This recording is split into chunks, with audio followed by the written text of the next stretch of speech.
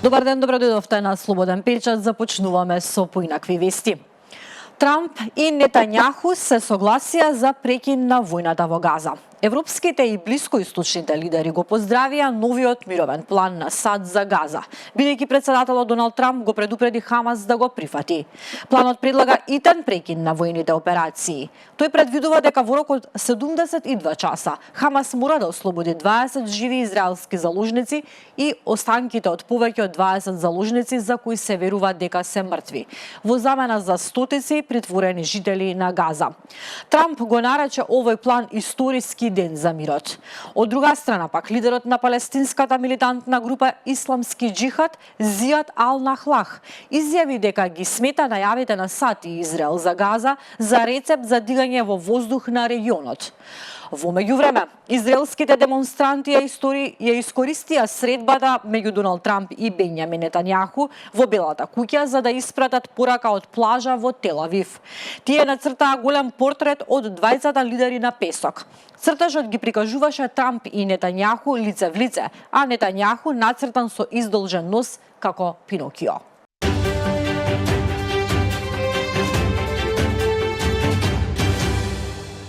Партиите и независните кандидати денеска на вториот ден од кампањата за локалните избори 2025 продолжуваат со официјалните представувања пред гласачите. ВМРО-ДПМН ќе одржи митинзи во Вевчани, Струга и Ресен. СДСМ и коалицијата караван на митинзи ќе одржат во Лозово, во Карбинци, во Пробиштип и во Штип.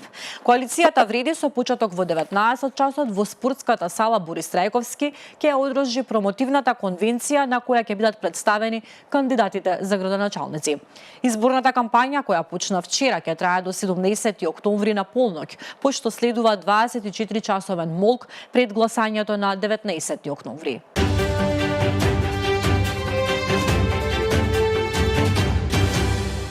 За денеска е закажано рочиште на кое ќе и се суди на поранешната председателка на Државната комисија за спречување на корупцијата Татјана Димитровска. Постапките против обвинетите во случајот Адитив, судечкиот совет реши да ги одвои. Второ обвинет во овој случај е Небојша Стојановиќ.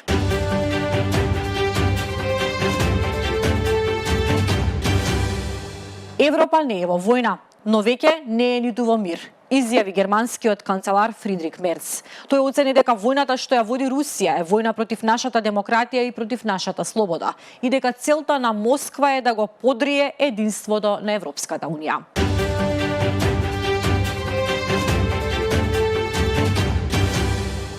Нов ден и нови царини на Доналд Трамп. Тој сака да воведе 100% царина на сите филмови што се направени надвор од САД. Доколку Трамп ја спроведе својата закана, тоа ќе биде прв пат тој во суштина да воведе царина на услуга, а не на стока. Освен филмовите, подготвува и низ за други царини за мебел, камиони и конјски елементи.